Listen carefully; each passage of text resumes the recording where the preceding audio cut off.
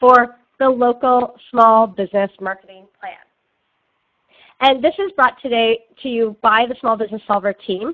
And basically we are a team of small business coaches across Canada, as well as, of course, our technology arm. And really, we do a lot of face-to-face as well as online coaching, and we have built hundreds, if not thousands, of small business marketing plans at this point in time.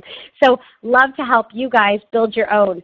Really, local marketing works, and I think that for small businesses, local marketing plans are a competitive advantage. We can beat out the big guys by focusing on our local market, and target marketing in general works as well. So why not target the geographic closest customers to us? And that's really what this is going to be all about. Our goal today is that I want each and every one of you to have built your own local marketing plan that you can start using today. Unless, of course, you're ending your work day now, then tomorrow. But really, the whole idea is that you should be able to concretely take something away today. Okay, so that's my goal anyway. I hope that's yours. And instead of actually setting this up like a typical agenda, this is what I'd want your piece of paper to look like. So if you have a notepad in front of you or a piece of paper, this is what I'm hoping it's going to look like. I want at the very top you to have written down your marketing goal. So what are we going to do? And we're going to walk through what that could be. Then we're going to come up with our budget for that. We're going to highlight our target market, the message that our target market's getting, and then how we're going to get that message to the target market within our budget to reach our marketing goal. So instead of having an agenda, this looks more like a worksheet, and really that's what it's going to be used for you guys today. So please write this down, and we'll get started. So the very first thing at the top is going to be your marketing goal. And your marketing goal can be one of these many different options. So whenever we're doing a marketing plan, we should always have an end objective. And the reason that that's so important is if you write down or say or even have a goal, that increases whether or not you can actually reach that goal. So having a marketing goal for a marketing campaign is critical. And the way that you can actually quantify it, because we need to have a number for our goal, the way that you can do it is, let's say our marketing goal is going to be in the next 3 months. We're going to do a big marketing campaign, and that's what we're building right now. Well, what's your goal? Are you going to increase the number of customers that you have? Are you going to increase the number of times your customers come back to you? Are you going to increase the average amount that each customer actually spends? Are you going to increase your overall revenue, increase your overall profit, or just simply increase how many people know about your business? So the very first thing each of you should be putting is, for your marketing plan, for your local marketing plan, what's your goal? Okay, so lots of different ideas in here, but everyone should be writing down what their goal is. Once you have your goal, you now have to step back and say, okay, wow, I'm really looking at my marketing plan bringing me in $25,000, let's say, in the next 3 months. Great. And if that's my plan, if that's my objective, so $25,000 in the next 3 months, then what's my budget? Like, what do I think would be a good return on my investment? So for $25,000, am I willing to spend $5,000? What can I afford today? What makes sense? And so really, we do need to come up with a budget based on whatever our objective is going to be. So for me, let's say we're going to say that we're going to, 3 months, it's going to be $25,000 increase. And my budget for this is, let's say, I think that $5,000 is fair in order to make $25,000. It doesn't have to be that percentage difference. In fact, actually, I'm going to be cheaper. I'm going to make mine $1,500, so $1,500. So everyone should now have their marketing goal and their marketing budget, because with your budget, that changes sometimes what tools we're able to use because we're going to have that constraint. And that's okay. You can even have your budget at 0. It just changes what your tools are going to be, and potentially how many tools you're going to need and how much time and effort you might have to put in because you're not willing to put in the money. Okay, Stage 3 for our local marketing plan is to figure out who our specific target market is. Because now that we're going to grow and I'm saying I'm going to have $25,000 in the next 3 months, okay, so who am I specifically going after for this campaign? And a lot of times when we have people who are talking about target markets, they're often talking about demographics. And for your marketing plan, demographics will only help you a very small part of the way. What we really care about is less about their age and less about specific things like what their postal code is. What we do care about more specifically is how they're behaving. I mean, we already know our geographical area, that's part of the target market. However, the type of person within my geographic area, what are they doing? So are they going to soccer games? Are they going to hockey arenas? Do they frequent the library quite a bit? Do they have a small family that maybe goes to daycares, or maybe they go to church on Sundays, or maybe they go to summer camps?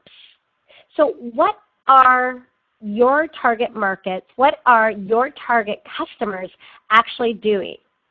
Can you put yourself into the day of the life of them? Because once we understand what they're doing and their behaviors, we can choose marketing tools that are going to impact them or that they're actually going to see. And this is critical because we know that, you know what, a small business selling to someone, it takes 3 to 28 touch points. That means they have to hear about your business 3 to 28 times before they decide to buy from you. So we have to make sure we know where they are, what they're doing, to make sure that our message is in front of them that 3 to 28 times to actually get that business. Right? So that's why target markets are so important. We don't want to be in front of, I don't know, the entire town of Unionville or Lethbridge 28 times. That would take a lot of money. We want to understand where and what our target markets or ideal customers are doing and where they are to make sure that they're getting those touch points. The second piece that we have here are values. Why are they doing those things? And what's really cool about the value side of this is that not only do you understand what they're doing, but why they're doing it, and you get a clear sense of who they are. And when you understand your target market like that, you can actually relate to them better. You can provide better services to them. In fact, some of the best entrepreneurs out there, they came up with the idea that they have because they're actually their own target market. So let's say I'm a florist and my target market are brides. Well, if I've actually been a bride in my past, it's going to be easier to sell to other brides. So knowing who your target market is then critical. If you can boil it down to one word, that's even better. So let's say I'm a small business coach. I want to get the $25,000 in the next 3 months. I have a budget of $1,500, and my target market are going to be, how about small business dreamers? Sounds good? So small business dreamers. And really, we know who these people are. Probably everyone on this webinar is a small business dreamer. Perfect. So the next stage here is your message. So we know what our goal is. We know who our target market is. What are we going to say? And there's a few different things that we have to keep top of mind. Is number one, we have to start with what our audience actually cares about. So focus on your audience. Probably my best example of this is actually I launched a book a couple of years ago called Will It Fly? And when I had my book launch, I invited everybody to it. It was on my birthday, and I invited my friends, my family, my business colleagues. I invited everybody. The challenge is that my break even was 68 people had to come to my book launch for me to break even. And I was saying to everybody, I was like, you have to come. It's my birthday. You have to come. It's my book. Well, guess what? That was not focused on the audience. There was nothing in it for them. As soon as I switched the message around and I said, if you register for the book launch, I'm going to make sure that everyone who pre-registers meets the top 3 people at the event that they should meet. So it's either going to be someone that you needed to hire, someone that might actually buy from you, so a prospective customer, or maybe even a supplier or a partner that you were looking for. I went from 3 people pre-registered to 60 in less than 3 days just by focusing on my audience. I ended up having almost 100 people at the book launch, but it was the focus of the audience that did that. So when you're creating your message, focus on the audience. Make sure that it's 2 to 3 things, and it's very, very simple. The simpler, the better. And the key thing here is that what ideas and what messages could we include in this? Well, is it maybe your business name? I think that's probably a good idea.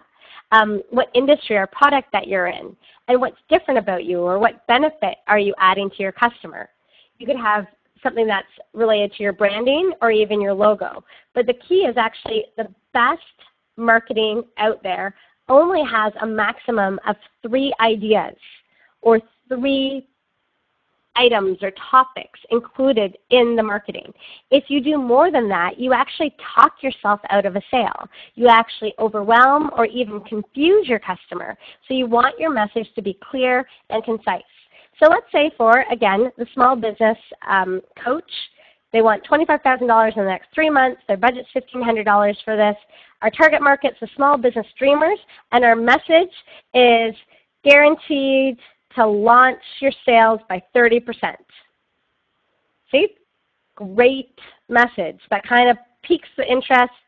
People might actually care about that. And of course, I'd have to have my name would be, let's say, Coach Carla. Guaranteed to launch your sales by 30%. That's my messaging. And everything and every way that I communicate within my marketing plan has to stick to that. Because remember, it takes 3 to 28 touch points, so I have to be consistent. Now that I have my goal, my budget, my target market, my message, now I can finally choose the tools. See, we always see it opposite. We always kind of start with the tools and we go, I'm going to use Facebook. Well, guess what? That's not the way to do it. We actually want to make sure that the tools we're selecting are where our target market is. Perfect. So there's a lot of great marketing tools that are out there that are custom made for local marketing plans. Number 1, cross promotions. So what is a cross promotion? Cross promotion is basically when 2 or more local organizations, businesses, start working together. And really what this does is it automatically increases the size of your sales force without actually having to hire anyone. So a great example of this would be if you're in a local, I don't know, a community, it could be rural, it could be urban, it doesn't really matter. Let's say you have a bunch of stores, so retail stores, that all cater to weddings. So maybe you have a dress, you have a seamstress, you have the florist, maybe you have a photographer, all on a strip. Well, what happens if you guys all work together? Then wherever the bride goes, or the groom, most likely the bride goes, then you can refer business to each other. Or maybe you even have package deals to make it easier and to add more value to any of the wedding clients. So actually cross-promotions helps increase how many salespeople that you have, your marketing awareness, and really it shouldn't cost you a dime. Next thing, events. One of my favorite ways to actually launch a business or get it going or even invigorate it is the launch. An open house, a relaunch, a customer loyalty event, anything like this. One of my favorite ones that I went to was, it was actually a health clinic, and it's private, that's called Mahaya in Toronto. And on their second location that they actually had a huge launch inviting all their family and friends. This could also be for the book launch as well. And really what they did is they gave sample products, and they had cake, and they had balloons, and they had games. And it was just a really neat way to actually build relationships with their clients, let them know that they had a new location that was actually a little bit further out of downtown. And it was just a neat way to do it. Again, focused on community, focused on the location, and being local. Another one that's great is sponsorships. So if maybe you don't have to run the event that's local, maybe you can actually just latch on to an event that's already happening. And this is actually a lot less work, I find. And also, if you're actually donating or sponsoring with some of your products or services, well, it doesn't cost you as much as if you had actually given the money for it. So for instance, for a small business coach in this instance, you know what? Coaching is just the time. So although it's worth something and there's value and you can actually sponsor and give maybe a free coaching session or 2 free coaching sessions, it doesn't actually make you out of pocket when it comes to your marketing budget. So sponsorships are really great. One of my favorite examples was a gift basket company that basically every local Board of Trade, Chamber of Commerce event that they held, they always sponsored it with a gift basket to show how great their gift baskets actually were. It cost them a fraction of the price, got a lot of really positive awareness within the local business community. Emails and loyalty programs. So this is another one. It's always harder to get new customers than retain who you have. And we've seen emails work very well on the local basis. One example would actually be a dog trainer. So you think dog trainer emails, what? Well, people love their pets, and people always are concerned that maybe they're not doing the best or the latest and greatest when it comes to their pets. So having the regular newsletter or even behavioral training or things to try with your dog that might be fun, these are all different things that actually were included when someone was actually part of a doggy daycare that got sent the emails. Another one was a dog walker who actually posted fun pictures of walking the dogs on Instagram that ended up getting the pet owners to share the funny Instagram pictures with even more people. And she got a ton of exposure from that. Another goodwill thing is volunteering. I can't tell you how many times that unexpectedly I've done some sort of volunteer work that I ended up it turning into some sort of business or a contract. The next one is Google Maps and local directories. Because search engine optimization is so important, so many large companies spend millions of dollars on being ranked #1. The thing that we forget as local businesses is because we don't want to be known across Canada, we only want to be known in Edmonton or I use Lloydminster, or we only want to be known in Hamilton. So because of that, when we actually use Google Maps or local directories, we're so location specific that we automatically get an advantage. And here's basically a screenshot of, I Googled Markham Pizza. And Domino's obviously is showing up here as #1. So Domino's Pizza in Google Maps is showing up as #1. But the very second one is Regino's Pizza. I mean, I've never heard of them, or Pizza 786. Again, never heard of them.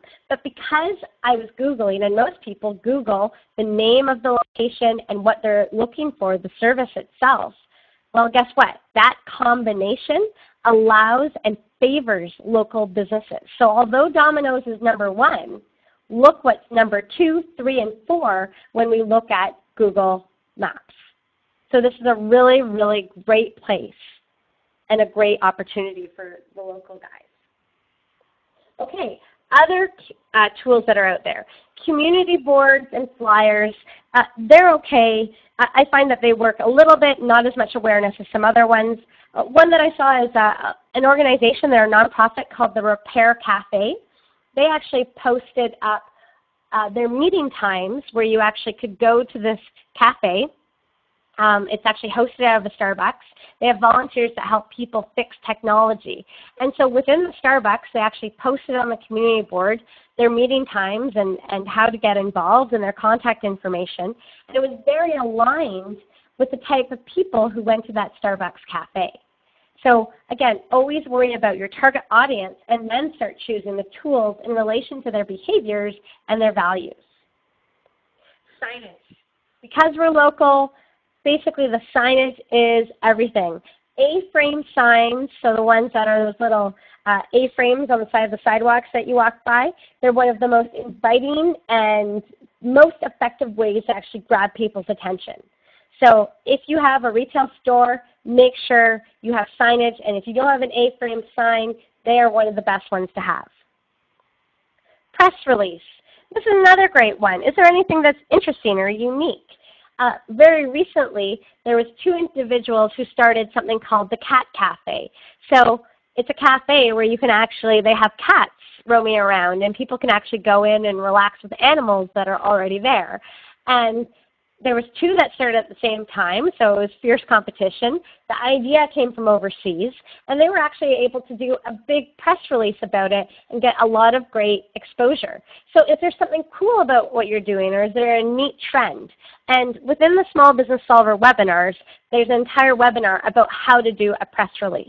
So definitely consider doing this one. It's one of it's a free way to do it, and it gives you a ton of exposure. Networking is great. There's BNIs out there. There's chambers of commerce. All the small business centers, they offer networking events. Definitely staying in touch with what's going on, especially if you're not naturally loving selling and being in sales. Networking is a great way to start. A shocking one for me was a moving company who actually signed up for a BNI, so a networking, so Letip's another one like that. They signed up for the BNI, and they ended up getting $30,000 in referrals. And you're thinking, a moving company, I don't know how many referrals they get through one of these networking groups or referral groups, but they ended up getting quite a bit. I was quite impressed with that. And the very last thing for community is, maybe if everyone else is doing all the other things that I've just named, because maybe you're doing them already, well, now's the time to maybe just be different. What aren't people doing? One of my favorite examples was actually, and they're still around and they're doing very well, is a tennis camp. And the tennis camp realized that their target market are going to be the summer camps, and it's going to be kids. And where do kids go in the summertime? They go to all the festivals. So what they actually created was a portable, inflatable, fun, enlarged tennis net, and they can take it to any of the festivals. And they bring it to all of them. They bring it to all the fun fairs that all the schools have.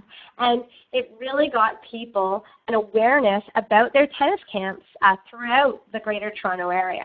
So it's a very different approach. It was unique.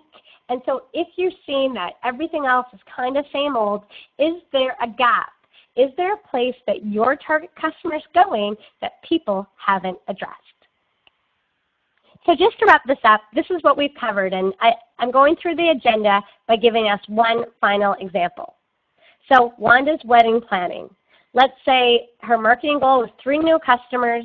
She started with her budget of $1,000. She realized her target market was busy brides. Her message, she wanted her name in it. She wanted people to think about easy wedding day. That's her brand. And her benefit, or her key advantage, is the one-stop shop. So 3 easy messages she wants in all her marketing. The tool she decided was to do the cross promotions with other businesses that are targeting the busy bride. She realized that Google Maps was going to be perfect for her. It's free, and it gives her the regional advantage. And then she decided she's going to have an event and do a press release about it. Maybe she'd even do a big competition to win free wedding planning for your wedding. So our goal was to build a local marketing plan that you can start using today, so tangible action items. And that was the local small business marketing plan. And I'm back, folks. Any questions? I'm going to now